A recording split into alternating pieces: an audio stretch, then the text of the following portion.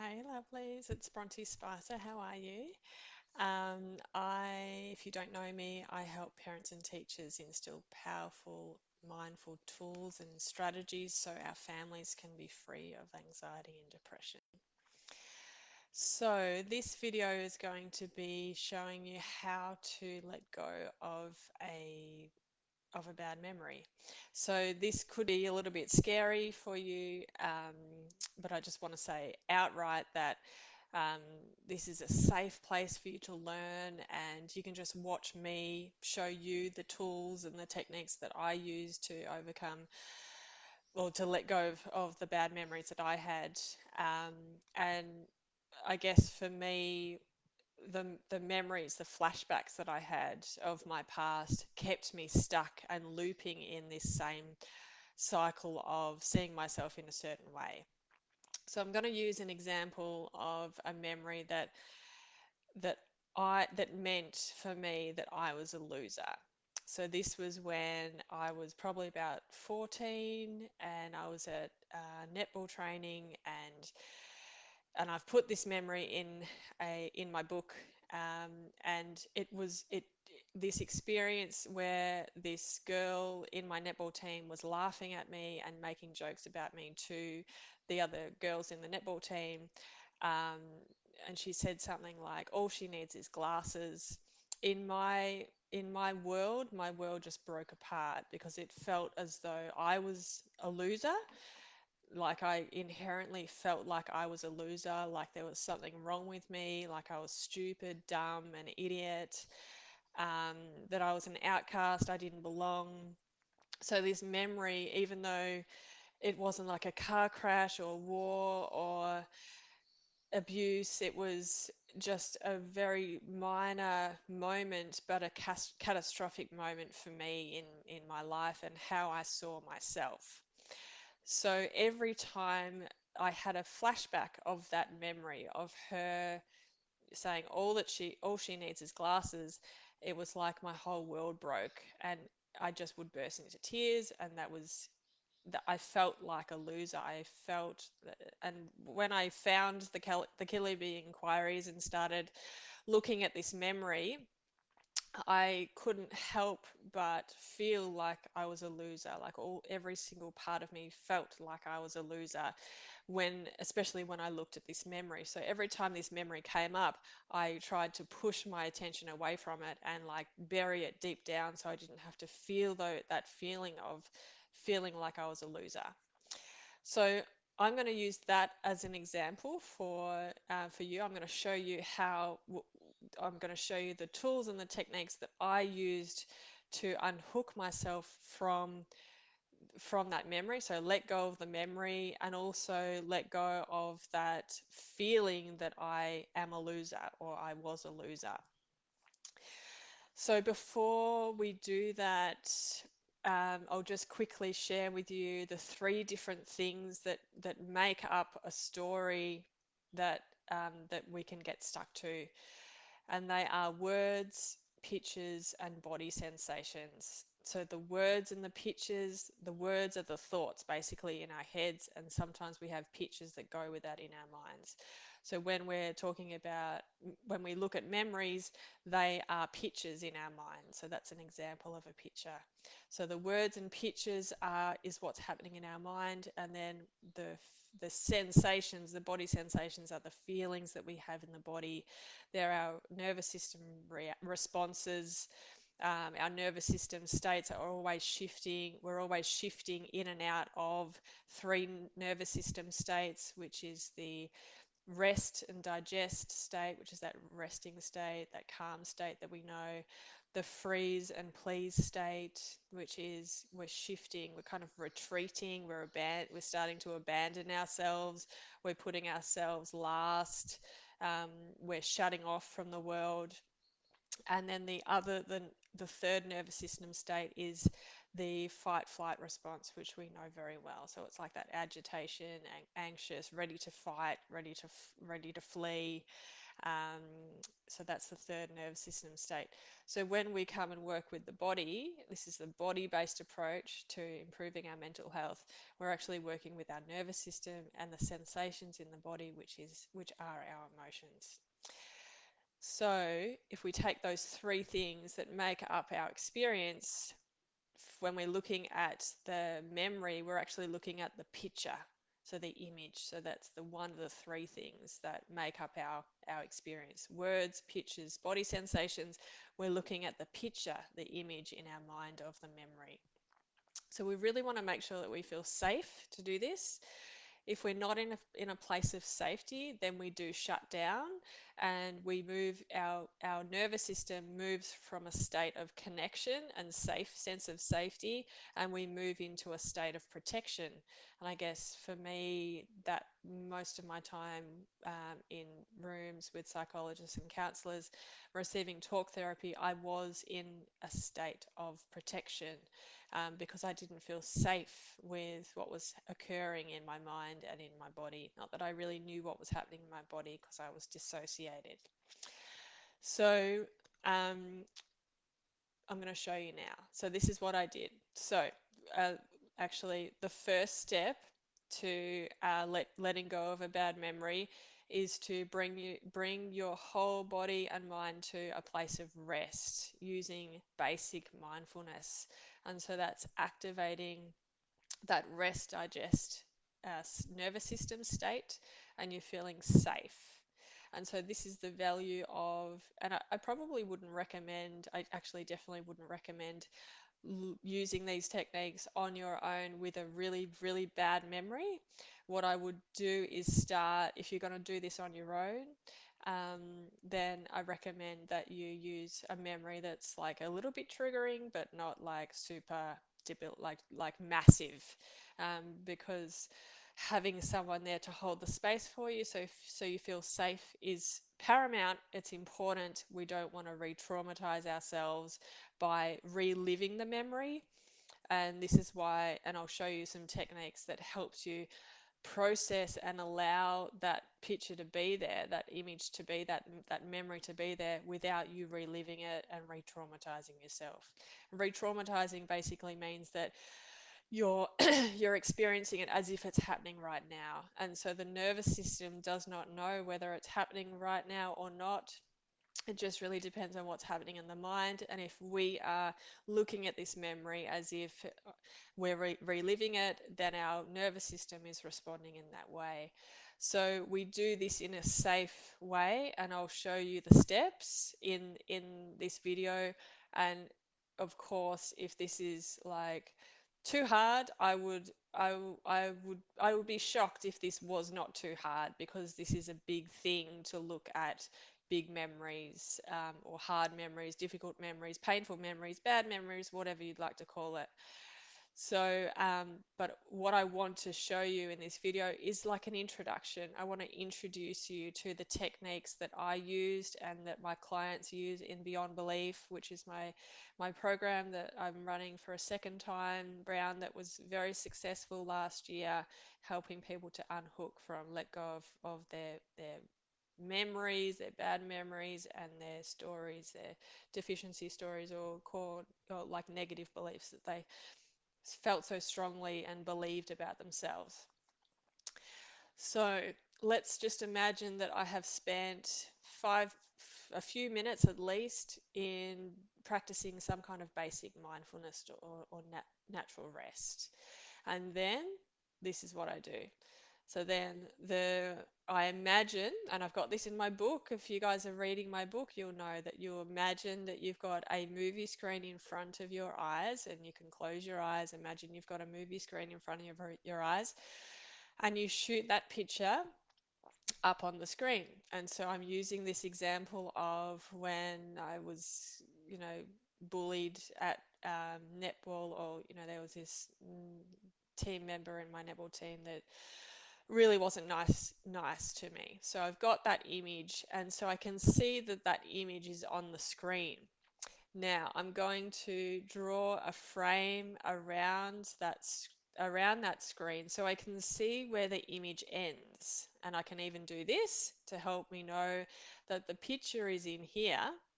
And by doing that, I'm in control basically, and I'm not reliving it. I can see that I'm looking at a picture that's outside of me and I'm not in it. So we can get kind of lost in our imagination if we have a memory come up and then we like fall into it as if it's happening again. We don't want to do that. We actually want to hold the image that's come up that we're looking at. That's we want to hold it outside of us, like it's here.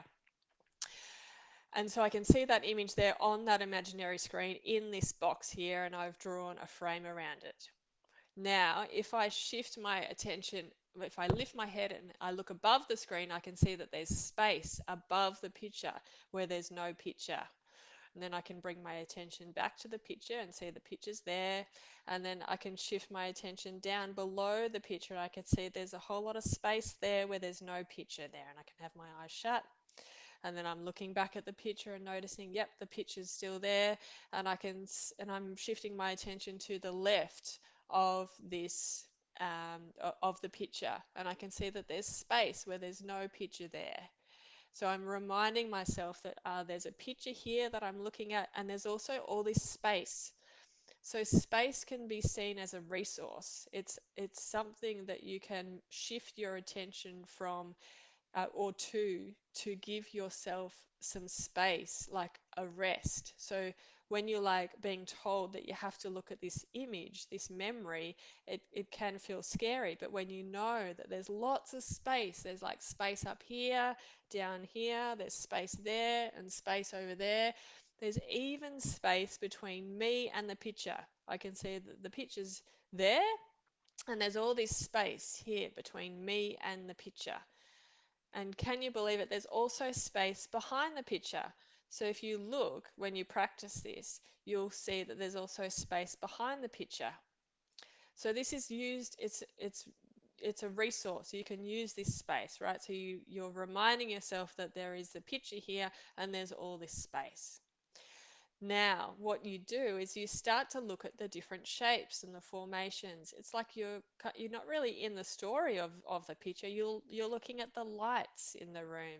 You're looking at the floor. So I'm looking at the colored lines on the basketball court.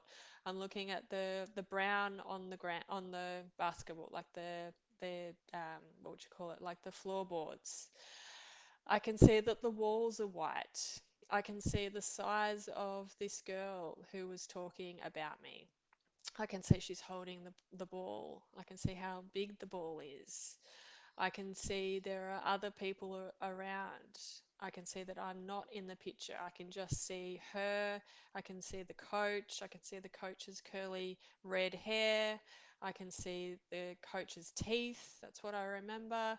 I can't really see what what she's wearing, but I get a sense of this kind of silhouette.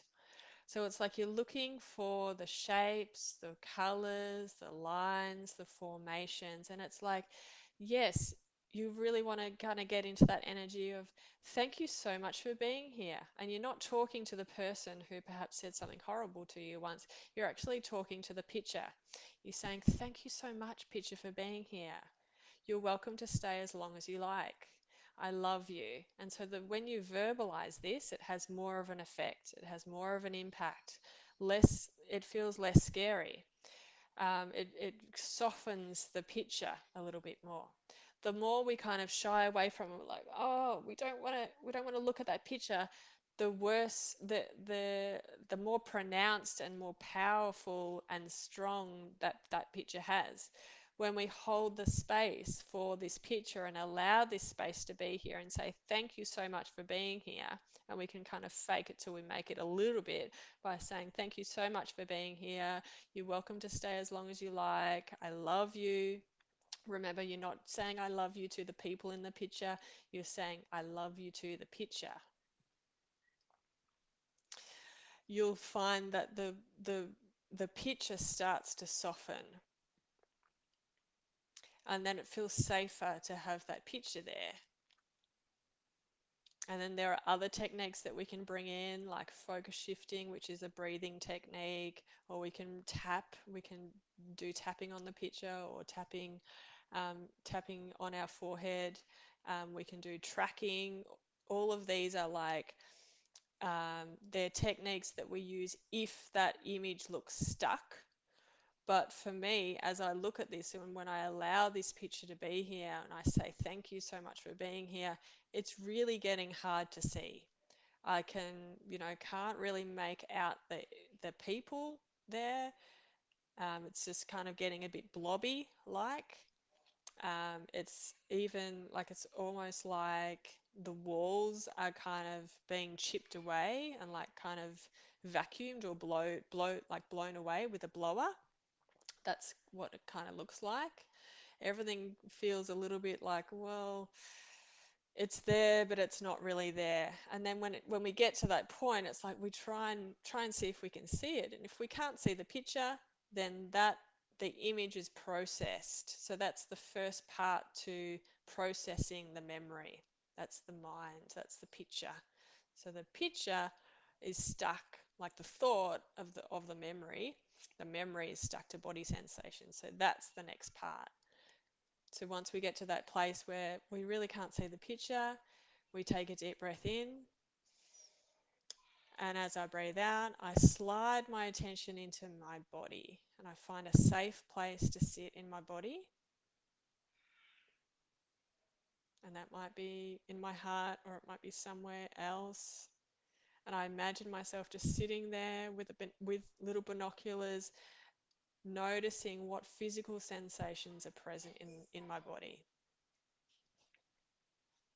And I can feel like a tightening or like a slight rising of like a lumpiness in my throat. And so this becomes our point of focus then. So again, it's just like the memory. We don't want to look at the memory. We don't want to feel the sensation. But what we do here is we do the opposite. We accept, surrender, allow, and we welcome this. So if it's lumpy, it kind of feels a little bit lumpy, but I can feel that it kind of ends here, like there's space here where there's no lumpiness. It kind of goes up here. And so for those of you who are reading my book, you'll know these techniques. So we want to open up the space around it. There's already lots of space around it. I can feel that there's space in my head. There's space around here. There's space here where there's no sensation. The sensation is just here. And so what we can do is we can give that sensation more space. So normally we're like, oh, I just want to get that sensation away. I just want to get that feeling gone. But by allowing and giving it more space, just check in to see if that sensation wants more space, or does it want to stay exactly where it is. It actually feels like it's moving up. So I like go, and this can feel weird, right? When we first do these techniques, it's like, this is really strange. Is this actually going to work? But yes, this is what actually got me out of 20 years of depression. And this is what is helping my clients to feel safe with their anxiety and depression and release their stories so they are free of anxiety and depression. Or just feeling safe to be themselves and fall in love with being themselves. Um, so yeah, I can feel it's like spreading now.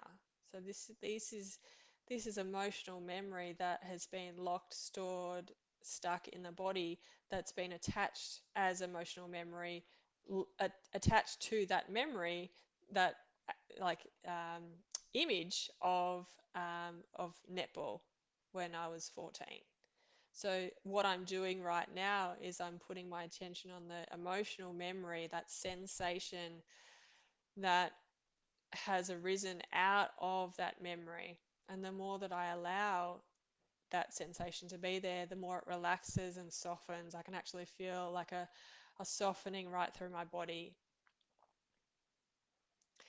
And just as I said, if you have memories that look stuck, like they're not going anywhere, um, we bring different techniques in, like tapping and tracking. We can do the same thing with the body sensations. If you have sensations that are stuck and are not moving anywhere, you'll know from my book that there's a reason, there's a purpose, or there's a message.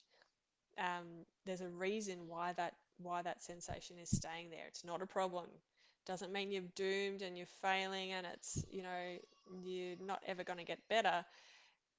There's actually a purpose and a reason. So the more we tune in and ask these sensations questions, we ask our emotions questions, we unravel it and start to find out, okay, what does it actually need? We can ask that question.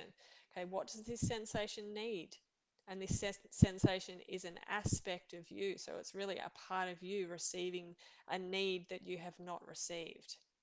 And so the more that we meet our own needs, the more we feel whole, the more we feel complete, the less abandoned, the less lonely we feel, the more connected we feel to ourselves. And then we feel safe to engage with the world from that place of authenticity and just being ourselves rather than masking our way through life and pretending that we're okay when we're actually not. So, in a nutshell, letting go of a memory has two parts. The first part is befriending the image in your mind using the techniques that I just shared, and the second part is befriending the sensations, the emotional memory that's linked or attached to, that is like triggered when you look at that image, and that's the second part. So when you befriend it, it processes. When you befriend it in the body, it processes. And then after that, you feel a lot clearer. So that means that next time that memory comes up, you have the tools, you know exactly what to do. Rather than suppressing the memory, you have the tools to feel safe with it. You don't have to numb yourself, distract yourself, escape in some way. And the second thing is that you'll find that the more that you welcome and allow and befriend that one memory, that one image, the less power it has, the less it triggers you. So the more that you look at it, the less it triggers you. So, and then it's like, that's why I can get on video now. It wouldn't have been the case 2 years ago. I couldn't possibly have got on video and shown you what it looked like to go through these techniques, looking at this memory of netball training when I was 14, because it was too debilitating. It was too frightening, horrible, scary, horrendous, soul destroying. Like it, because it meant that memory meant that I was a loser. So, but the fact that I've looked at that memory so many times, it's like it's like water off a duck's back. It's really not. It doesn't have that. Doesn't pull me in. It doesn't. It's like it's just a memory. It has less of a meaning for me. It's just a memory without much charge, or any, if any, charge at all. So I'm going to leave it there. Let me know if you have questions. This is designed to be just an intro for those of you who are interested in how you can let go of a memory. Um, Absolutely, I recommend and invite you to come and have a session with me so I can hold the space as your KI facilitator, just so you feel safe to look at a memory. It can be tricky, scary, absolutely. You can feel unsafe, overwhelming. And I just want to say that this work is, we just go where you feel safe. So you get to decide how far you go in.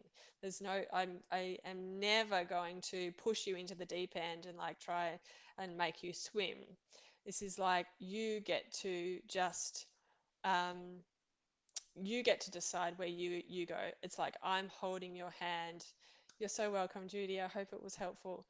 Um, I hold your hand basically, and then I show you the way, and you can decide to go, yes, we're going to do this, or no. So this is a safe way to process emotional memory and also our memories, our mental pictures. Um, So reach out if you have questions. I'm more than happy to chat with you in private message. And yeah, I hope it was helpful. Take care, lovelies. And if you haven't bought the book, it's okay to cry. You'll find it at brontespicer.com/book. Take care. Bye.